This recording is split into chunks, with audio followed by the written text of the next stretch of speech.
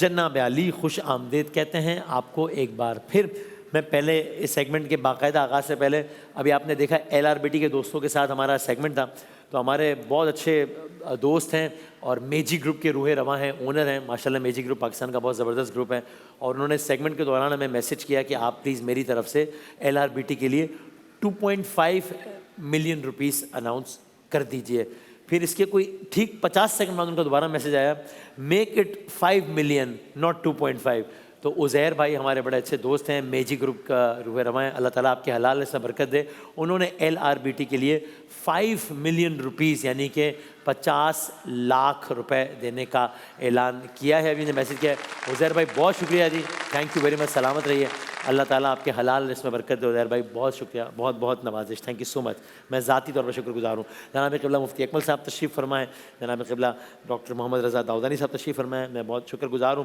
مفتی صاحب اگر یہیں سے ہم آغاز کر لیں, رمضان کے مہینے میں دل اس جانب زیادہ متوجہ ہوتے ہیں کہ لوگوں کی ہیلپ کی جائے. ہم نے اس طرح کی بہت آیات اور روایات کا خلاصہ سنا ہے جس سے اس بات کی اہمیت پتہ لگتی ہے کہ اللہ تعالیٰ کتنا پسند کرتا ہے کسی کے لیے کچھ دینے کو.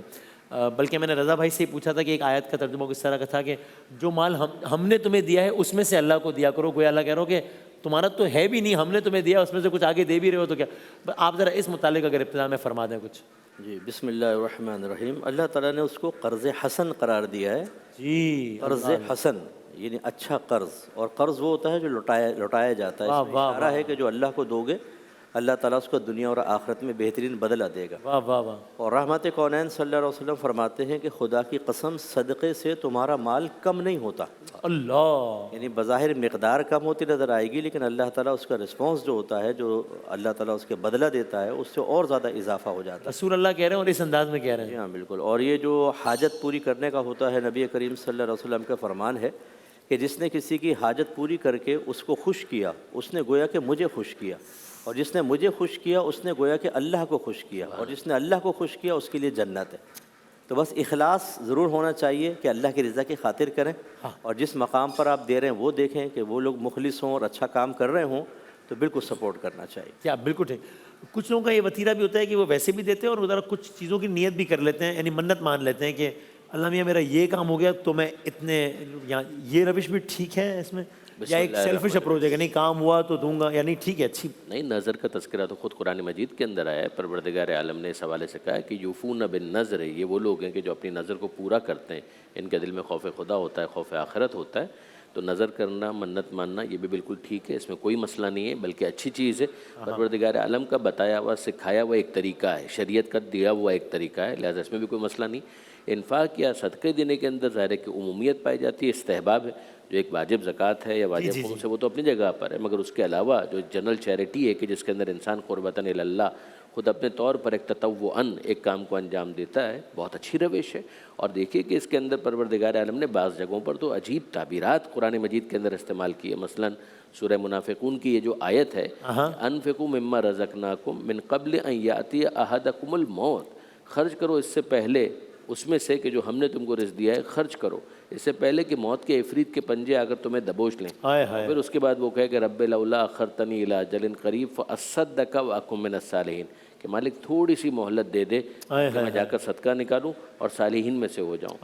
انسان اس پچھتاوے کے لمحے کا کیوں انتظار کرے, اس سے پہلے جب کہ ہین حیات اس کے پاس گنجائش موجود ہے, سانسیں چل رہی ہیں, افراد بھی موجود ہیں اور مال بھی موجود ہیں, مستحقین بھی موجود ہیں, تو پھر وہ اپنے مال ہی میں سے کچھ خود سے نکال کر اگر خدا کی راہ میں خرچ کرے تو یہ خدا کی راہ میں بہت بڑا کار ثواب مانا ہے. سبحان اللہ, کیا کہنا ہے, جزاک اللہ جزاک اللہ, سبحان اللہ. چلائے گا جی, پہلا سوال چلائے گا آج کا.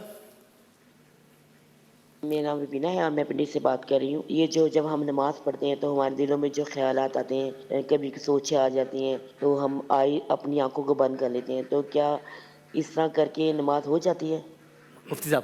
جی اصل چیز جو ہے وہ قلب کی حاضری ہے. نبی کریم صلی اللہ علیہ وسلم نے ارشاد فرمایا تم اس طرح نماز کو ادا کرو جیسے تم اللہ کو دیکھ رہے ہو, اور اگر تم اسے نہیں دیکھتے تو وہ تو تمہیں دیکھ ہی رہا. اللہ. تو اللہ تعالیٰ کی بارگاہ میں حاضری کے تصور کو دل میں رکھ کر پھر تمام اعضاء متوجہ ہوں نماز کی طرف. اب یہ چونکہ اصل مطلوب ہے تو جو آنکھیں بند کرنا کھولنا اس کی ثانوی حیثیت ہو گئی. صحیح. تو فقہاء نے فرمایا کہ دیکھیں کہ کسی کو آنکھیں بند کر کے کم وسوسے آتے ہیں, اور خشوع و خضوع زیادہ رہتا ہے تو اس کے لیے افضل اور اعلیٰ یہ ہے.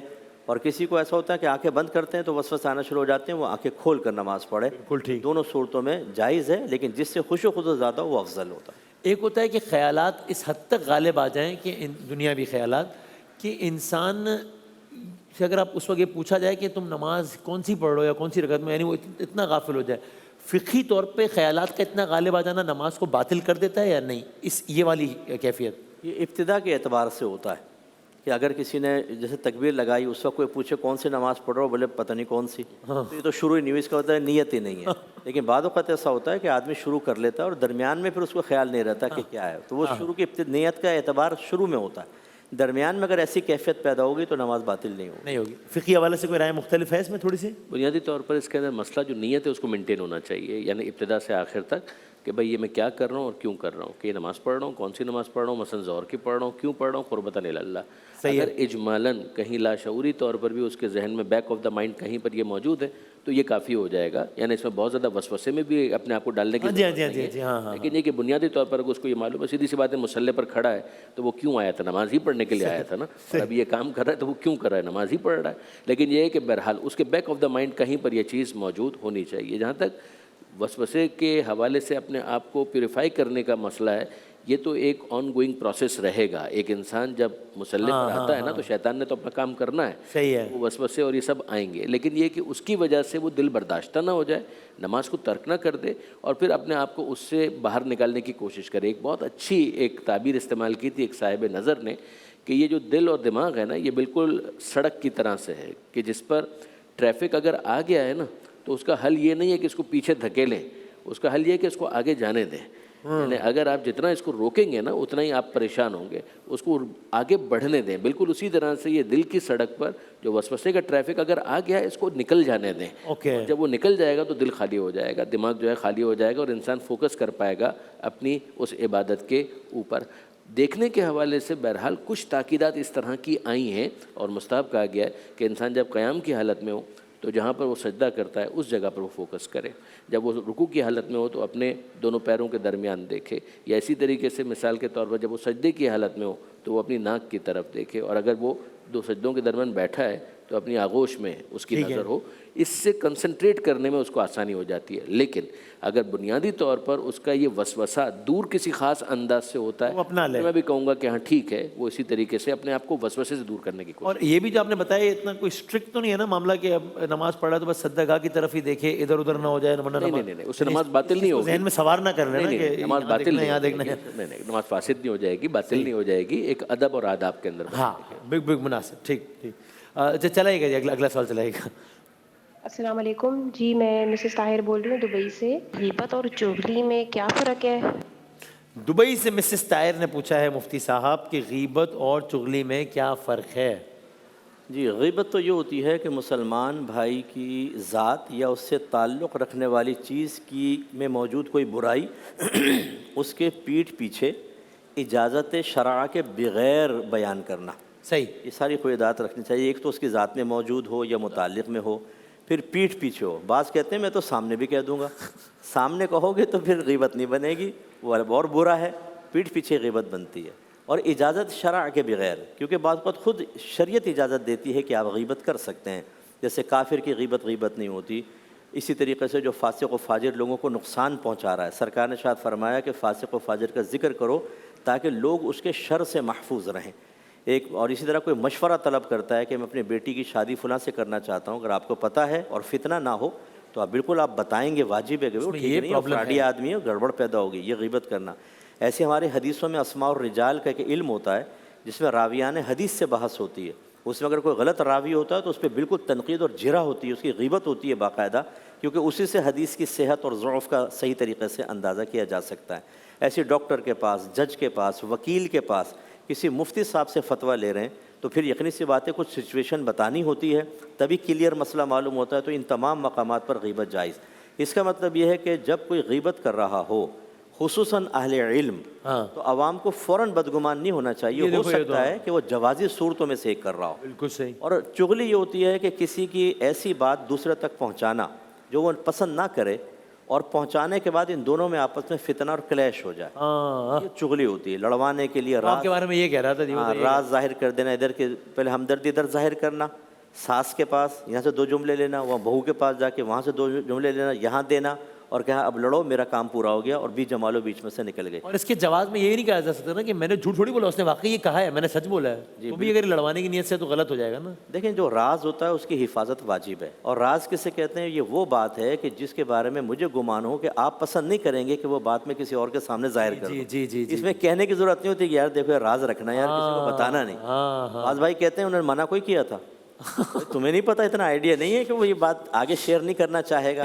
اس طرح کے لڑوانے کی خاص نیت ہو راز ظاہر کر کے, تو پھر یہ چغلی کے اندر آتا ہے. ایک میں آخری سوال چلایا ہوں, پھر آپ دونوں سوال کا مشترکہ جواب دیجیے گا. چلائیں جی, آخری چلائیں, بریک کا ٹائم ہو گیا ویسے بھی.